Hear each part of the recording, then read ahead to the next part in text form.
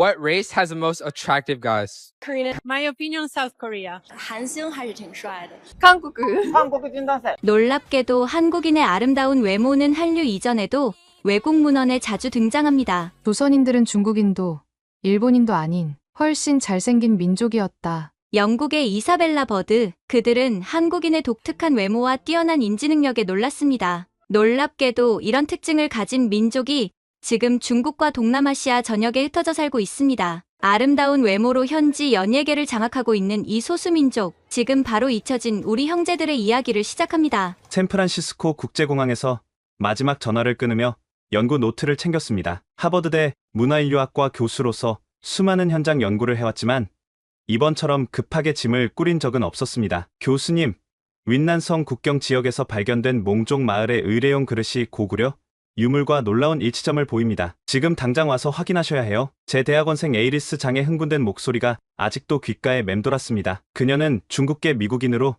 동아시아 소수민족 언어를 전공하는 제 제자입니다. 현재 윈난성 현지 조사를 진행 중인데 그녀의 발견이 사실이라면 동아시아 역사를 다시 써야 할지도 모릅니다. 저는 라우렌스 하이델, 58세 문화인류학자입니다. 지난 30년간 아시아 소수민족의 이주 패턴과 문화적 연속성을 연구해왔죠. 특히 정치적 격변기에 민족들이 어떻게 이동하고 그들의 문화가 어떻게 변형되면서도 핵심을 보존하는지에 관심이 많았습니다. 탑승을 시작합니다. 안내방송이 들리자 저는 서류 가방을 챙겼습니다. 비행기에 오르며 노트북을 열어 에이리스가 보낸 사진들을 다시 살펴봤습니다. 청동 그릇에 새겨진 문양은 분명 한국 국립박물관에서 본 고구려 유물의 그것과 놀랍도록 유사했습니다. 특히 세 개의 산과 태양을 상징하는 문양 배치는 우연으로 보기 어려웠죠. 이게 대체 무슨 의미일까? 저는 중얼거렸습니다. 비행기는 베이징을 거쳐 쿤밍으로 향했습니다. 창밖으로 보이는 중국 남부의 산악 지형은 제가 읽었던 고대 민족 이동 경로와 묘하게 일치했습니다. 고구려가 멸망한 후 많은 유민들이 남아있다는 기록이 있지만 그들이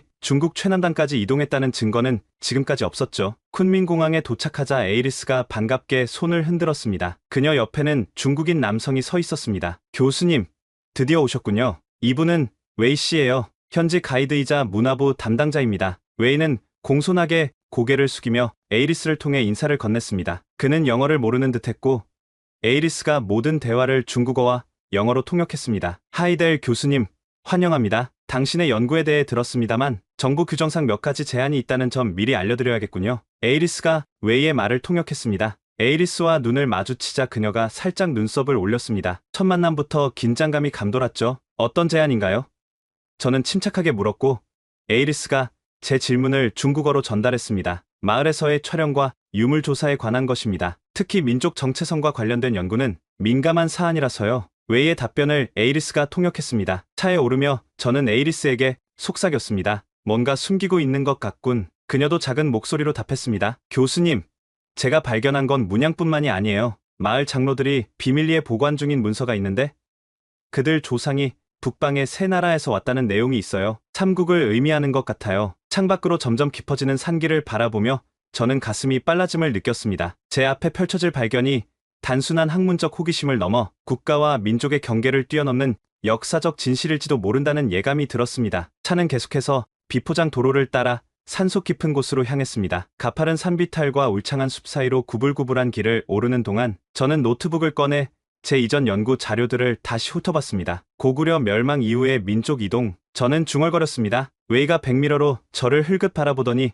에이리스에게 뭔가를 말했습니다. 에이리스가 통역했습니다. 교수님, 웨이 씨가 말하길 중국 정부의 공식 입장은 이 지역 몽족이 원래부터 이곳에 살았다는 겁니다. 북방에서의 이주설은 학술적으로 인정받지 못하고 있어요. 제 옆에 앉은 에이리스가 미묘하게 표정을 바꾸었습니다. 그녀는 노트북 화면을 가리키며 조용히 메모를 보여주었습니다. 조심하세요. 웨이는 문화부 소속이 아니라 공안부 요원일 가능성이 높습니다. 저는 침착하게 고개를 끄덕이고 화제를 바꿨습니다. 윈난성의 자연환경은 정말 아름답군요. 이런 고립된 지역이 다양한 문화를 보존하기에 좋았을 것 같습니다. 에이리스가 이를 중국어로 번역했습니다. 해가 서서히 기울기 시작할 무렵 우리는 마침내 목적지에 도착했습니다. 산비탈에 자리 잡은 작은 마을이 눈앞에 펼쳐졌습니다. 목조 가옥들이 계단식으로 늘어서 있었고 마을 중앙에는 커다란 종루 같은 건물이 우뚝 서 있었습니다. 드디어 도착했습니다. 웨이가 말했고 에이리스가 통역했습니다. 이곳은 라오우 마을입니다. 몽족 중에서도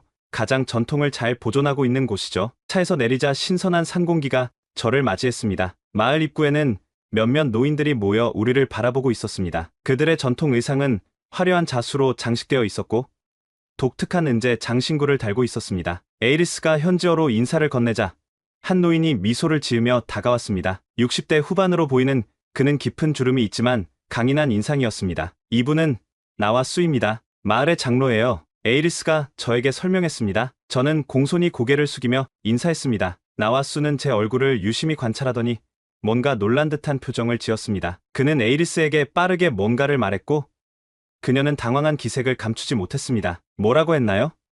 저는 물었습니다. 에이리스는 망설이다가 대답했습니다. 장로님이 교수님의 눈이 북쪽 조상들을 닮았다고 하세요. 그 말에 웨이의 표정이 굳어졌습니다. 그는 빠르게 중국어로 뭔가를 말했고 나와수는 잠시 침묵했습니다. 하지만 그의 눈빛은 여전히 저에게 향해 있었습니다. 저녁 식사는 마을 광장에 마련된 큰 탁자에서 이루어졌습니다. 다양한 현지 음식이 차려졌고 특별히 준비된 술이 돌아갔습니다. 웨이는 계속해서 대화를 통제하려 했지만 식사가 진행될수록 마을 사람들은 더 편안해졌습니다. 한 젊은 여성이 전통 악기를 연주하기 시작했고 그 멜로디가 이상하게도 제게 익숙하게 느껴졌습니다. 그 음계와 리듬은 제가 한국에서 들었던 고대 음악과 묘하게 유사했습니다. 식사를 마치고 나와수가 제게 다가왔습니다. 그는 웨이의 시선을 피해 손짓으로 저를 불렀습니다. 에이리스가 곁에서 통역을 도왔습니다. 하이델 교수님, 장로님이 달이 뜨면 비싼 작은 사당으로 오라고 하세요. 보여드릴 것이 있답니다. 웨이가 경계하는 눈빛으로 우리를 바라보고 있었습니다. 저는 마치 아무렇지 않은 듯 고개를 끄덕였지만 내심 심장이 빠르게 뛰고 있었습니다. 이제 진짜 발견이 시작될 것 같은 예감이 들었습니다. 밤이 깊어지면서 마을은 고요해졌습니다. 웨이는 제게 배정된 게스트하우스 근처에서 계속 서성거렸지만 자정이 가까워지자 그도 자신의 숙소로 물러갔습니다. 저는 에이리스와 눈짓을 교환한 후 조용히 방을 빠져나왔습니다. 달빛이 산길을 희미하게 비추는 가운데 우리는 나와수가 지시한 뒷산 사당으로 향했습니다. 밤 공기는 차가웠고 먼 산에서 들려오는 늑대 울음소리가 긴장감을 더했습니다. 정말 조심해야 해요. 교수님, 에이리스가 속삭였습니다. 웨이 같은 사람들은 민족 정체성과 관련된 연구에 극도로 민감해요. 특히 소수민족이 중국 본토가 아닌 다른 나라와 연결된다는 증거라면 작은 숲을 지나자 오래된 석조 사당이 나타났습니다. 그 앞에는 나와수와 몇몇 마을 장로들이 우리를 기다리고 있었습니다. 그들은 우리를 보자 안도의 한숨을 내쉬었습니다. 나와수는 작은 기름 램프를 들고 우리를 사당 안으로 안내했습니다. 내부는 의외로 넓었고 벽에는 오래된 벽화와 문양들이 그려져 있었습니다. 그는 바닥에 돌판을 가리키더니 마을 장로들과 함께 그것을 옮겼습니다. 드러난 것은 지하로 내려가는 계단이었습니다. 우리는 그를 따라 좁은 계단을 내려갔고 아래에는 작은 방이 있었습니다. 나와수가 램프를 높이 들자 방 안의 광경이 드러났습니다. 방 가운데에는 나무 상자가 놓여 있었고 벽면에는 수십 개의 문양이 새겨져 있었습니다. 그것은 제가 고구려 고분벽화에서 본 문양과 놀랍도록 유사했습니다.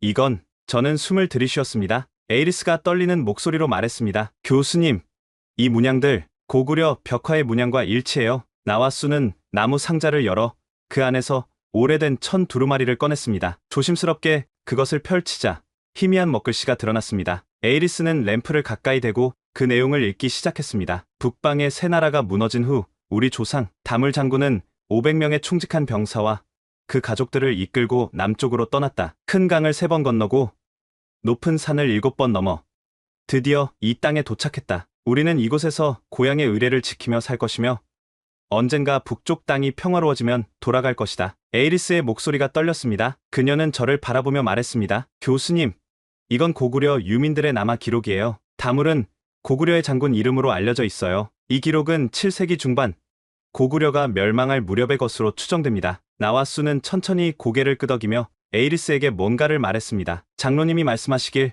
이 비밀은 대대로 마을의 장로들만 알고 있었대요. 중국 정부가 알게 되면 이 문서를 빼앗아 갈까봐 항상 두려워했답니다. 저는 벽면의 문양을 더 자세히 살폈습니다. 그것은 분명 고구려 특유의 천문도와 신화적 생물들을 표현한 것이었습니다. 특히 중앙에 그려진 삼조고 3발 달린 까마귀 문양은 의심의 여지가 없었습니다. 이건 정말 대단한 발견입니다.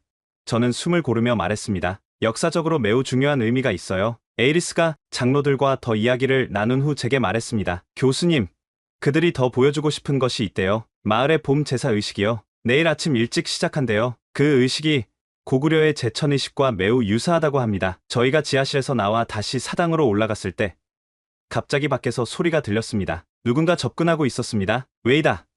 한 장로가 작게 속삭였고 에이리스가 빠르게 통역했습니다. 우리는 재빨리 지하실 입구를 닫고 평범한 대화를 나누는 척했습니다. 웨이가 사당 문을 열고 들어왔을 때 그의 얼굴은 의심으로 가득 차 있었습니다. 그는 에이리스에게 뭔가를 물었고 그녀가 통역했습니다. 밤늦게 무슨 일을 하고 계십니까? 하이델 교수님, 장로들에게 몽족의 전통 신앙에 대해 배우고 있었습니다. 저는 침착하게 대답했고 에이리스가 통역했습니다. 아주 흥미로운 문화적 측면이군요. 웨이는 사당 내부를 둘러보더니 여전히 의심스러운 표정으로 뭔가를 말했습니다. 에이리스가 통역했습니다. 연구는 공식 일정 내에서만 진행해 주시기 바랍니다. 이미 자정이 넘었습니다. 모두 휴식을 취해야 할 시간입니다. 나와 수는 웨이에게 뭔가 능숙한 변명을 했고 우리는 마을로 돌아갔습니다. 숙소로 돌아가는 길에 에이리스가 속삭였습니다. 교수님, 더 조심해야 해요. 웨이가 우리를 감시하고 있어요. 내일 제사 의식이 시작되기 전에 더 많은 증거를 모아야 합니다. 저는 고개를 끄덕였습니다. 이 밤의 발견은 저의 학문적 직감이 옳았음을 증명했습니다. 하지만 동시에 더 큰 위험에 직면했다는 것도 알게 되었습니다. 이 연구가 단순한 학술적 호기심을 넘어 정치적으로 매우 민감한 문제가 될 수 있다는 것을 실감했습니다. 새벽녘, 마을은 분주한 활기로 가득 찼습니다. 저는 일찍 일어나 숙소 창문을 통해 사람들이 중앙 광장으로 모여드는 모습을 지켜봤습니다. 그들은 화려한 전통 의상을 입고 음식과 꽃, 그리고 기타 제사 용품들을 준비하고 있었습니다. 조심스럽게 방을 나서자 에이리스가 이미 기다리고 있었습니다. 교수님, 웨이는 아직 보이지 않아요. 빨리 움직여야 해요. 우리는 서둘러 마을 광장으로 향했습니다. 그곳에는 이미 제단이 설치되어 있었고 장로들이 의례를 준비하고 있었습니다. 제단 중앙에는 삼조고 문양이 그려진 깃발이 세워져 있었습니다. 저 깃발, 저는 놀라움을 감추지 못했습니다. 고구려의 상징이에요. 나와 수가 우리를 발견하고 가까이 불렀습니다. 그는 제사 의식의 순서를 설명하기 시작했고 에이리스가 통역했습니다. 이 의식은 천제라고 부른대요. 하늘과 조상에게 드리는 제사입니다. 1년에 한 번, 봄이 시작될 때 열리는 가장 중요한 의례래요. 나와 수는 우리를 제단 옆으로 안내했습니다. 그곳에는 특별한 의례용 그릇들이 놓여 있었습니다. 그는 조심스럽게 그중 하나를 들어 보여주었습니다. 에이리스가 통역했습니다. 이건 동이라고 불리는 제기입니다. 선조들로부터 전해 내려왔다고 해요. 그 청동 그릇에는 태양과 세 개의 산, 그리고 새의 형상이 새겨져 있었습니다. 분명 고구려 양식의 문양이었습니다. 저는 재빨리 사진을 찍고 노트에 기록했습니다. 의식이 시작되기 직전 웨이가 마을 관리들과 함께 광장에 도착했습니다. 그는 우리를 보자 빠르게 다가왔습니다. 그가 뭔가 말했고 에이리스가 통역했습니다. 하이델 교수님, 오늘 의식에 대한 기록은 제한적으로만 허용됩니다. 사진 촬영은 불가하고 메모만 가능합니다. 저는 이미 찍은 사진들을 생각하며 침착하게 대답했습니다. 물론이죠. 학문적 목적을 위한 메모만 하겠습니다. 에이리스가 제 대답을 통역했습니다. 의식이 시작되었습니다. 마을 장로들이 차례로 제단 앞에 나와 절을 올리고 제물을 바쳤습니다. 그들은 고대 언어로 보이는 말로 기도를 읊었고 에이리스는 귀를 기울이며 열심히 녹음했습니다. 교수님, 그녀가 낮은 목소리로 말했습니다. 이건 고대 고구려어의 흔적이 있어요. 발음 패턴이 현대 한국어와 일부 일치합니다. 의식의 절정에서 마을 사람들은 원을 그리며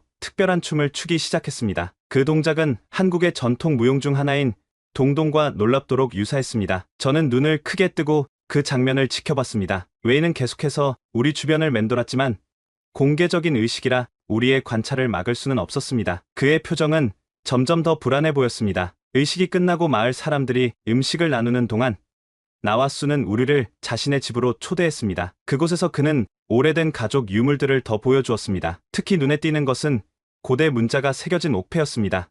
이건 에이리스가 옥패를 자세히 살펴보며 말했습니다. 고구려 문자예요. 대대로 천재의 자손이라는 뜻입니다. 이 발견들은 제 이론을 강력하게 뒷받침했습니다. 몽족, 적어도 이 마을 사람들은 고구려 유민의 후손일 가능성이 매우 높았습니다. 그들의 문화, 의례, 언어에는 분명한 고구려의 흔적이 남아 있었습니다. 오후가 되자 마을 외곽에서 소란이 일어났습니다. 여러 대의 관용차가 도착했고 정보관리로 보이는 사람들이 내렸습니다. 에이리스가 창밖을 보더니 긴장한 표정으로 말했습니다. 교수님, 문제가 생겼어요. 윈난성 문화유산국 사람들이 온 것 같아요. 얼마 후 웨이가 나와 수의 집에 들어왔습니다. 그의 뒤로는 정장을 입은 중년 남성이 따라왔습니다. 하이델 교수님, 이분은 리우 박사입니다. 윈난성 교육부 소속이시죠. 에이리스가 통역했습니다. 리우 박사는 공손하게 인사를 건넸습니다. 그는 영어를 모르는 듯했고 에이리스를 통해 대화했습니다. 하이델 교수님, 귀하의 연구에 관해 들었습니다. 안타깝게도 허가받지 않은 문화유산 조사는 중국 법률상 금지되어 있습니다. 특히 민족 정체성과 관련된 민감한 주제의 경우엔 더욱 그렇습니다. 에이리스가 리우 박사의 말을 통역했습니다. 저는 침착함을 유지하려 노력했습니다. 리우 박사님, 저는 단지 학문적 관심으로 이 지역 문화를 연구하고 있을 뿐입니다. 어떤 정치적 의도도 없습니다. 제 대답을 에이리스가 중국어로 통역했습니다. 리우 박사는 미소를 지었지만 그 미소는 눈까지 가지 않았습니다. 그가 대답했고 에이리스가 통역했습니다. 물론이죠. 하지만 연구 방법론에 문제가 있어 보입니다. 내일 아침 첫 차로 귀하와 장 씨는 쿤밍으로 돌아가 주시기 바랍니다. 그리고 수집한 모든 자료는 검토를 위해 저희에게 제출해 주셔야 합니다. 그들이 떠난 후 에이리스는 절망적인 표정으로 말했습니다. 교수님, 이러다가 모든 증거를 빼앗기게 될 거예요. 수년간의 연구가 물거품이 됩니다. 저는 잠시 생각에 잠겼습니다. 이것은 단순한 학술적 논쟁이 아니었습니다. 역사적 진실과 정치적 압력 사이의 갈등이었죠. 에이리스, 우리가 확보한 자료를 모두 백업해야 해. 그리고 나와 수에게 더 많은 정보를 얻을 수 있는지 물어봐. 밤이 깊어가는 가운데 저는 중대한 결정을 내려야 한다는 것을 알았습니다. 진실을 추구하는 학자로서의 책임과 외국인 방문자로서의 한계 사이에서 어떤 선택을 해야 할지 그 답을 찾기 위해 고심했습니다. 밤중에 저희는 나와 수의 집 안쪽 방에 모였습니다. 웨이와 정부 관리들은 마을의 게스트하우스에 머물고 있었고 우리는 속삭이듯 대화를 나눴습니다. 에이리스, 모든 데이터를 암호화해서 이메일로 하버드 내 계정에 보내세요. 사진, 녹음 파일, 메모 모두 다요. 저는 조용히 지시했습니다. 에이리스는 고개를 끄덕이며 노트북을 열었습니다. 나와 수는 불안한 표정으로 우리를 지켜보다가 문득 무언가를 결심한 듯 일어나 방 구석에 오래된 상자를 꺼냈습니다. 장모님이 뭐라고 하시나요?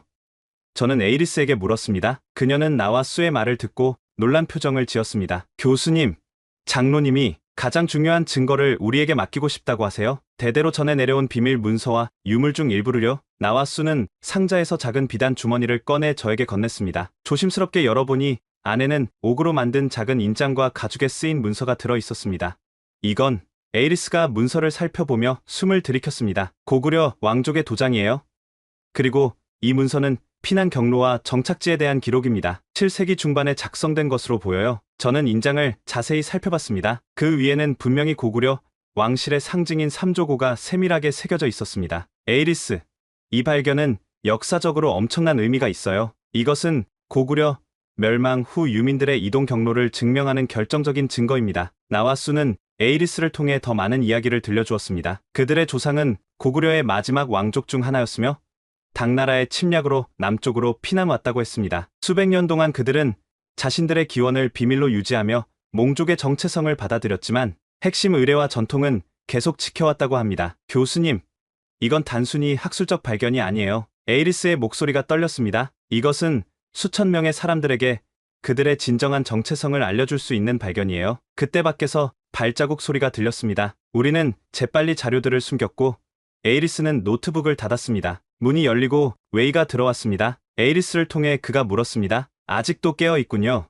무엇을 하고 계셨나요? 몽족의 구전 설화를 듣고 있었습니다. 저는 차분히 대답했고 에이리스가 통역했습니다. 아주 흥미로운 이야기들이 많군요. 웨이는 방 안을 둘러보더니 나와 수에게 중국어로 뭔가를 물었습니다. 그들은 담담하게 대답했지만 긴장감이 역력했습니다. 에이리스가 통역했습니다. 내일 아침 7시에 출발합니다. 준비해 주시기 바랍니다. 그리고 모든 연구 자료는 검토를 위해 제출하셔야 합니다. 그가 떠난 후 우리는 다시 긴장된 침묵에 빠졌습니다. 에이리스가 마침내 입을 열었습니다. 교수님, 어떻게 해야 할까요?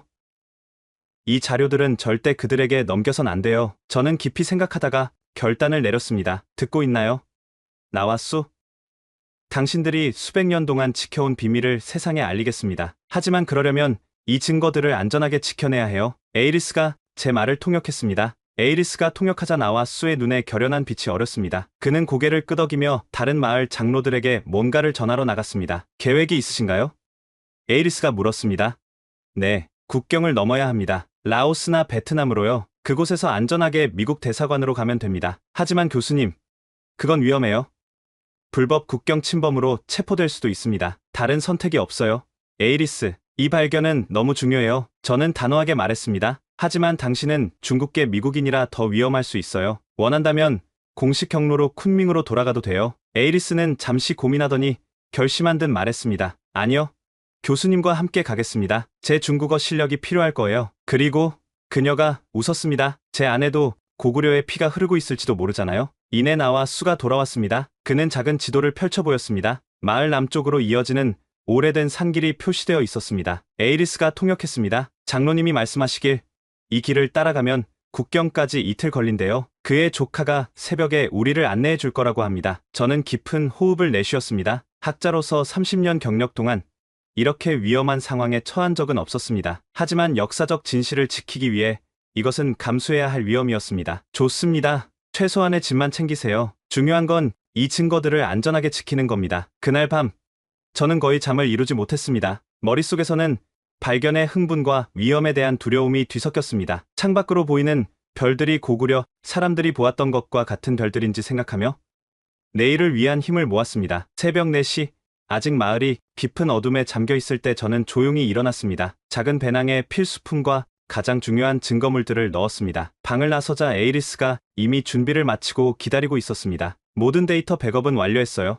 그녀가 속삭였습니다. 3개의 다른 이메일 계정으로 보냈고 클라우드에도 업로드했습니다. 마을 뒤편에서 나와 수의 조카인 타오가 우리를 기다리고 있었습니다. 약 30대 초반으로 보이는 그는 매서운 눈빛을 가진 사람이었습니다. 그는 간단히 고개를 끄덕이며 우리를 산길로 안내했습니다. 타오는 과거의 국경 무역상이었대요.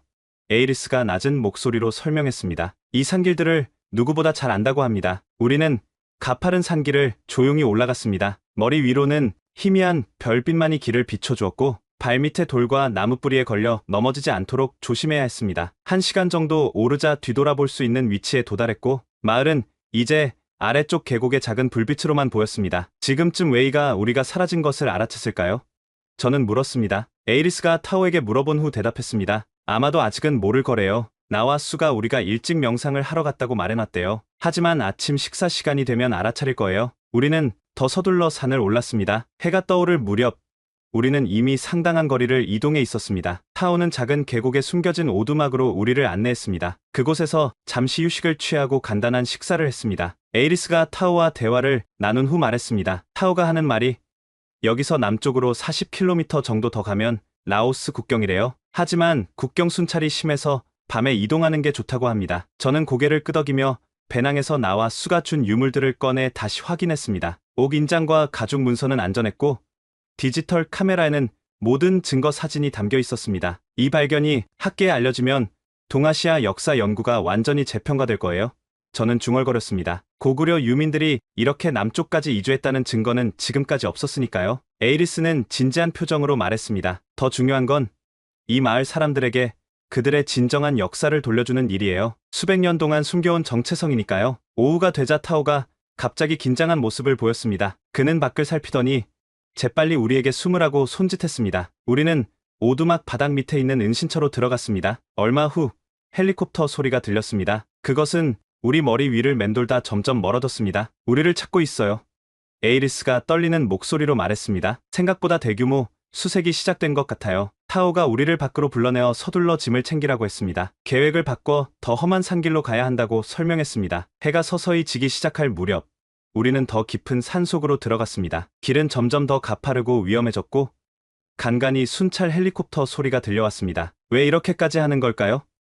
힘겹게 오르며 저는 물었습니다. 단순한 고고학적 발견에 이렇게 대대적인 수색을? 에이리스가 잠시 생각하더니 대답했습니다. 교수님, 이건 단순한 고고학 문제가 아니에요. 중국 정부에게 영토와 민족 정체성은 가장 민감한 문제입니다. 남부 지역 소수민족이 한국과 역사적 연관성이 있다는 증거는 그들의 통일된 중화민족 서사에 위협이 될 수 있어요. 밤이 완전히 내리자 우리는 좁은 산길을 따라 계속 이동했습니다. 갑자기 타오가 우리를 세우고 귀를 기울였습니다. 멀리서 개 짖는 소리와 사람들의 말소리가 들려왔습니다. 수색대가 가까이 왔어요.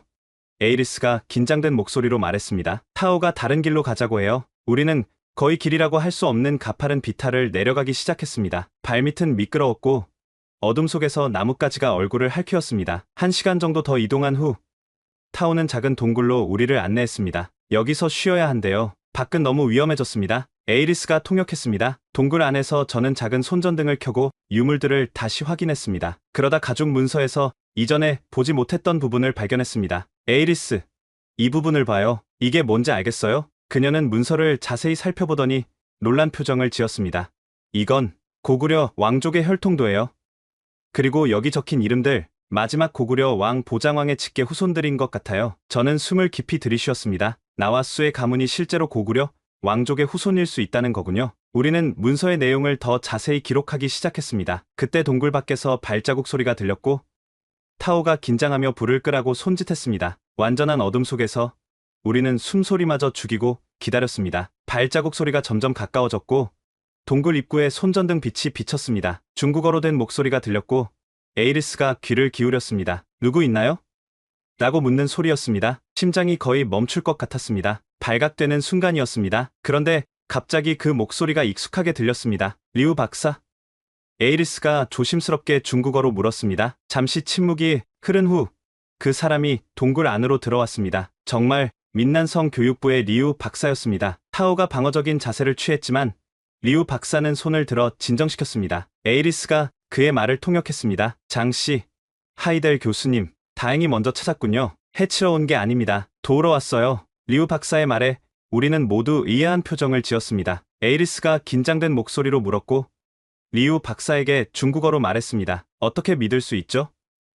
당신은 우리 연구를 중단시키고 증거를 압수하려 했잖아요. 리우 박사는 한숨을 내쉬고 동굴 안으로 완전히 들어왔습니다. 그의 옷은 진흙으로 얼룩져 있었고 지친 기색이 역력했습니다. 그는 중국어로 말했고 에이리스가 통역했습니다. 공식적인 자리에서 한 말과 개인적인 생각은 다를 수 있습니다. 장씨, 저도 역사학자입니다. 베이징 대학에서 고대 동아시아사를 전공했죠. 그는 조심스럽게 우리에게 다가와 앉았습니다. 실은 저도 수년간 고구려 유민의 남하 가능성에 대해 연구해왔습니다. 하지만 이 주제는 너무 민감해서 공개적으로 다룰 수 없었어요. 그런데 왜 우리를 도와주는 겁니까?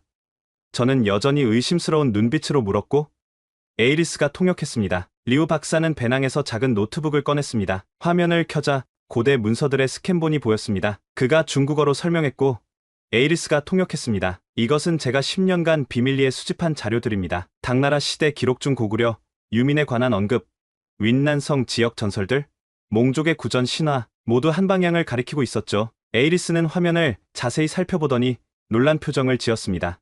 이건 당나라 군 장교의 일지네요?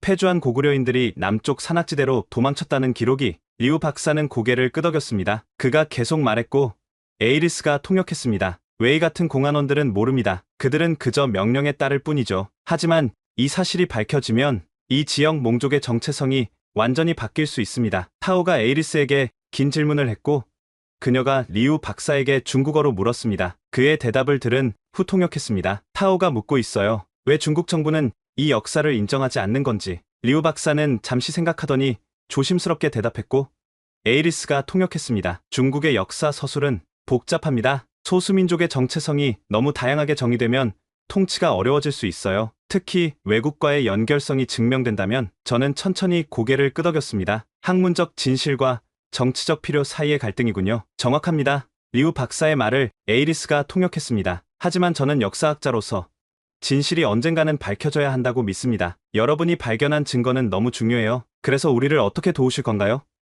에이리스가 물었습니다. 리우 박사는 지도를 펼쳤습니다. 그가 설명했고 에이리스가 통역했습니다. 이 지역은 헬리콥터와 수색대가 뒤덮고 있습니다. 하지만 제가 알고 있는 경로가 있어요. 옛 무역로인데 거의 사용되지 않습니다. 그 길을 따라가면 24시간 내에 라오스 국경에 도달할 수 있습니다. 저는 에이리스와 눈빛을 교환했습니다. 여전히 불신이 남아있었지만 다른 선택지가 없어 보였습니다. 좋습니다. 하지만 만약 이것이 함정이라면. 저는 말했고 에이리스가 통역했습니다. 리우 박사는 쓴웃음을 지었습니다. 그가 대답했고 에이리스가 통역했습니다. 하이델 교수님, 제가 여러분을 배신한다면 제 학자로서의 양심도 함께 버리는 셈이 됩니다. 저는 그럴 수 없어요. 짧은 휴식 후 우리는 다시 여정을 시작했습니다. 리우 박사의 안내로 우리는 거의 보이지 않는 좁은 산길을 따라 이동했습니다. 가끔 원거리에서 수색대의 손전등 빛이 보였지만 그들은 우리가 있는 방향으로 오지 않았습니다. 새벽녘, 짙은 안개 속에서 우리는 작은 강에 도달했습니다. 리우 박사가 에이리스를 통해 낮은 목소리로 말했습니다. 이 강 너머가 라오스입니다. 여기서부터는 조심해야 해요. 국경 순찰대가 정기적으로 순찰합니다. 우리는 강가에 숨어 상황을 지켜봤습니다. 1시간 정도 기다린 후 리우 박사는 우리에게 강을 건너라고 신호했습니다. 물은 차가웠지만 깊지 않았고 우리는 무사히 건너편에 도착했습니다. 라오스 땅에 발을 디디는 순간 저는 가슴 속에서 안도감이 밀려오는 것을 느꼈습니다. 하지만 리우 박사는 강을 건너지 않고 중국 쪽 강가에 서 있었습니다. 리우 박사님, 같이 오세요. 에이리스가 중국어로 외쳤습니다. 그는 고개를 저었습니다. 그가 대답했고 에이리스가 통역했습니다. 저는 돌아가야 합니다. 가족이 있고 제 삶이 있어요. 하지만 여러분이 이 진실을 세상에 알려주길 바랍니다. 그는 작은 USB 드라이브를 꺼내 강 너머로 던졌고 에이리스가 받았습니다. 그가 설명했고 에이리스가 통역했습니다. 내 연구 자료 전부입니다. 좋은 곳에 사용하세요. 저는 경의를 표하며 고개를 숙였습니다. 감사합니다. 리우 박사님, 당신의 용기를 잊지 않겠습니다. 그는 마지막으로 미소를 짓고는 안개 속으로 사라졌습니다. 타오는 우리를 라오스의 작은 마을로 안내했고 그곳에서 우리는 비엔티안으로 가는 버스를 탈 수 있었습니다. 에이리스는 미국 대사관에 연락했고 우리는 마침내 안전하다는 느낌을 가질 수 있었습니다. 버스에서 저는 수집한 증거와 자료들을 정리하기 시작했습니다. 옥인장, 가족 문서, 그리고 이제 리우 박사의 연구까지. 이것들은 모두 고구려와 몽족 사이의 연결을 증명하는 강력한 증거였습니다. 교수님, 이걸 봐요. 에이리스가 리우 박사의 USB에 있는 파일을 보여주었습니다. 구한말 조선을 방문했던 서양인들의 기록이에요. 이사벨라 비숍이 쓴 한국과 그 이웃나라들에서 조선인의 특징을 묘사한 부분인데 현재의 몽족의 특성과 놀랍도록 일치해요. 저는 화면을 자세히 살펴봤습니다. 비숍의 기록에 따르면 한국인은 확실히 잘생긴 종족이라고 표현되어 있었고 그들의 문화적 특성과 의례에 대한 자세한 묘사가 있었습니다. 그리고 여기 커진경에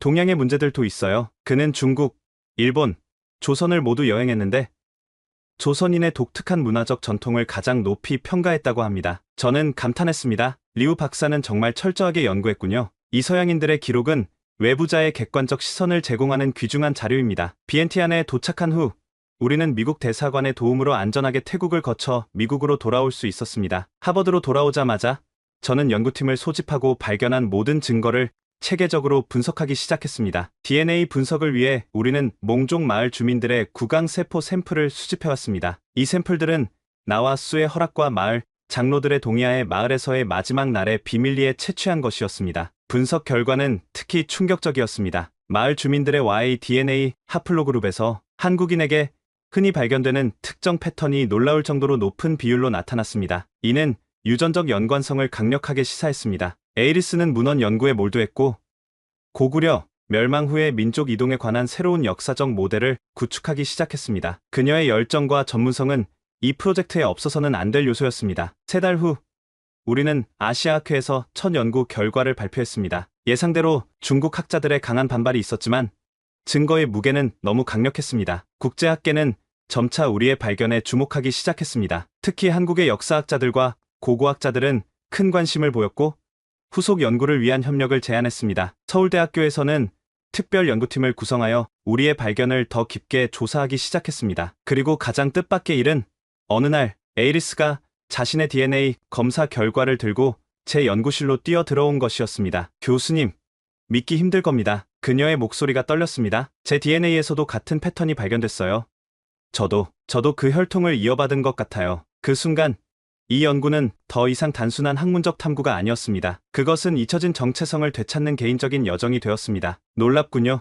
에이리스, 저는 그녀의 DNA 결과를 자세히 살펴보며 말했습니다. 당신의 어머니 쪽 가계도를 추적해봐야겠어요. 혹시 윈난성이나 그 인근 지역 출신이신가요? 에이리스는 고개를 끄덕였습니다. 어머니는 광시 장족 자치구 출신이에요. 윈난과 인접한 지역이죠. 하지만 저희 가족은 그저 평범한 한족 출신이라고만 알고 있었어요. 역사는 때로 가장 예상치 못한 방식으로 우리에게 돌아옵니다. 에이리스의 발견은 우리 연구에 완전히 새로운 차원을 더했습니다. 1년 후 저희 연구는 네이처와 사이언스 같은 권위 있는 학술지에 게재되었고 내셔널 지오그래픽의 다큐멘터리로도 제작되었습니다. 잊혀진 왕국의 후예들이라는 제목의 이 다큐멘터리는 전 세계적인 관심을 끌었습니다. 처음에는 중국 정부가 우리의 발견을 완전히 부인했습니다. 그러나 놀랍게도 리우 박사와 같은 진취적인 중국 학자들이 조금씩 목소리를 내기 시작했습니다. 그들은 문화 교류 가능성이라는 조심스러운 용어를 사용하며 우리의 연구를 부분적으로 지지했습니다. 이는 중국 정부 내에서도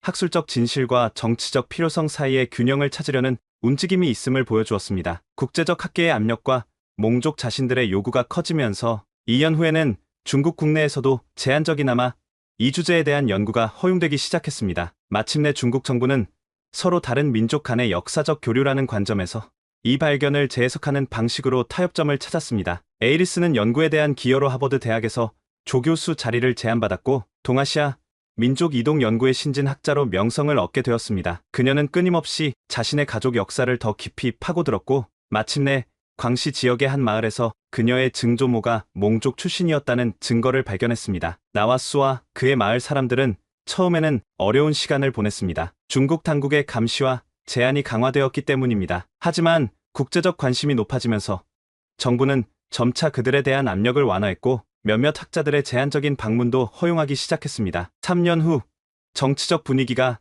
조금 달라진 시점에서 저는 마침내 마을을 다시 방문할 수 있는 공식 허가를 받았습니다. 이번에는 서울대학교와 베이징대학교의 공동 연구팀과 함께였습니다. 비행기가 쿤밍에 도착했을 때 놀랍게도 리우 박사가 공항에서 우리를 기다리고 있었습니다. 그는 이제 윈난성 문화유산 보존위원회의 공식 대표였습니다. 그가 우리를 맞이하며 영어로 인사했고 그간 영어를 공부했다고 설명했습니다. 하이델 교수님, 다시 뵙게 되어 기쁩니다. 그는 공식적인 악수를 건넸지만 그의 눈빛에는 따뜻함이 깃들어 있었습니다. 많은 것이 바뀌었습니다. 마을로 향하는 길은 이전보다 훨씬 좋아져 있었고 작은 관광 안내소까지 생겨 있었습니다. 고대 문화 보존 마을이라는 새로운 지정을 받은 것이었습니다. 나와수는 마을 입구에서 우리를 기다리고 있었습니다. 그는 3년 전보다 더 나이 들어 보였지만 눈빛은 여전히 강인했습니다. 그는 저를 보자마자 양손을 들어 전통적인 인사를 건넸습니다. 장로님이 말씀하시길 당신 덕분에 그들의 조상이 누구인지 세상이 알게 되었다고 합니다. 에이리스가 통역했습니다. 이제 그들은 자신들의 역사를 자랑스럽게 이야기할 수 있게 되었대요. 마을은 이전과는 다른 분위기였습니다. 중앙 광장에는 작은 박물관이 세워져 있었고 그곳에는 고구려 문화와 몽족의 연관성을 설명하는 전시가 있었습니다. 물론 정치적으로 민감한 표현은 조심스럽게 순화되어 있었지만 핵심 사실들은 모두 담겨 있었습니다. 특히 감동적인 순간은 마을 학교를 방문했을 때였습니다. 아이들은 이제 그들의 특별한 문화적 유산에 대해 배우고 있었고 일부는 한국어도 공부하기 시작했습니다. 한 교실에서 10살쯤 되어 보이는 소녀가 저에게 다가와 유창한 영어로 말했습니다. 하이델 교수님, 당신 덕분에 우리는 이제 우리가 누구인지 알게 되었어요. 감사합니다. 저는 그 순간 목이 메었습니다. 이것이 바로 학문적 진실을 추구하는 진정한 의미였습니다. 연구팀은 2주 동안 마을에 머물며 더 많은 문화적, 유전적 증거를 수집했습니다. 한국 연구자들은 몽족의 전통 음악과 고대 한국 음악 사이의 놀라운 유사성을 발견했고 언어학자들은 몽족 방언에 남아있는 고대 한국어 어휘를 찾아냈습니다. 가장 중요한 발견은 마을 근처 산중턱에 있는 고대 무덤이었습니다. 이전에는 일반적인 조상 묘로만 여겨졌던 이 무덤에서 연구팀은 고구려 왕족의 것으로 보이는 유물들을 발굴했습니다. 특히 무덤 내부의 벽화는 고구려 고분 벽화와 놀라울 정도로 유사했습니다. 마을에서의 마지막 날, 나와수는 특별한 행사를 준비했습니다. 저녁 무렵 전체 마을 사람들이 중앙 광장에 모여 전통 의식을 거행했습니다. 그것은 과거와 현재를 연결하는 의례였고 고구려의 전통과 몽족의 관습이 아름답게 융합되어 있었습니다. 의식이 끝난 후 나와수는 저에게 특별한 선물을 건넸습니다. 그것은 그의 가족에게 대대로 전해 내려온 작은 옥 장신구였습니다. 표면에는 고구려의 상징인 삼조고가 정교하게 새겨져 있었습니다. 이건 제가 받을 수 없습니다. 저는 감동했지만 고개를 저었습니다. 너무 소중한 갑오잖아요. 에이리스가 나와수의 말을 통역했습니다. 장로님이 말씀하시길 당신은 그들의 역사를 세상에 알렸으니 이제 그들 역사의 일부라고 합니다. 이 유물은 당신이 간직하는 것이 조상의 뜻이라고 해요. 저는 깊은 감사의 마음으로 그 선물을 받았습니다. 미국으로 돌아온 후 저희 연구는 계속해서 발전했습니다. 몽족과 고구려의 연관성은 이제 학계에서 널리 인정받게 되었고 이것은 동아시아 역사 연구의 새로운 장을 열었습니다. 에이리스는 자신의 뿌리를 더 깊이 탐구하기 위해 하버드와 서울대학교의 공동 프로젝트를 시작했고 다른 아시아 소수민족들 사이에서도 유사한 역사적 연결을 찾기 시작했습니다. 저는 이 발견을 집대성한 책 잊혀진 왕국의 후예들 고구려에서 몽족까지를 출간했고 이 책은 학술서임에도 불구하고 베스트셀러가 되었습니다. 하지만 가장 중요한 성과는 나와 수의 마을 사람들이 자신들의 역사와 정체성을 되찾았다는 것입니다. 그들은 이제 고구려의 후예라는 사실을 자랑스럽게 이야기합니다. 어린 세대들은 한국 문화와 역사에 대해 배우고 있고 일부는 한국 대학에서 유학하기도 합니다. 이 여정은 저에게 학문의 진정한 의미를 가르쳐 주었습니다. 때로는 위험을 감수하고 정치적 장벽에 도전해야 하지만 진실을 밝히는 일은 그만한 가치가 있습니다. 역사는 단순한 과거의 기록이 아니라 사람들의 정체성과 미래를 형성하는 살아있는 힘입니다. 나와 수가준 옥 장신구는 지금도 제 연구실 책상 위에 놓여 있습니다. 그것은 저에게 매일 상기시켜줍니다. 국경과 시간을 초월하는 인간의 연결. 그리고 우리 모두가 공유하는 역사의 복잡한 직물에 대해서 말이죠. 정치적 경계는 변할 수 있지만 문화와 혈통의 연결은 수천 년을 넘어 지속됩니다. 고구려의 정신은 몽종 마을의 아이들 속에 여전히 살아 숨쉬고 있습니다. 그리고 그 발견의 여정은 나와 에이리스의 삶을 영원히 변화시켰습니다. 고구려의 후예들 이야기는 지금도 계속되고 있습니다. 하이델 교수의 우연한 발견처럼 우리 모두의 내면에는 아직 발견되지 않은 역사적 연결고리가 숨겨져 있을지도 모릅니다. 때로는 가장 큰 발견이 가장 예상치 못한 곳에서 기다리고 있습니다. 여러분의 DNA 속에는 어떤 역사적 비밀이 숨겨져 있을까요? 지금까지 원더풀 해외 사연이었습니다. 감사합니다.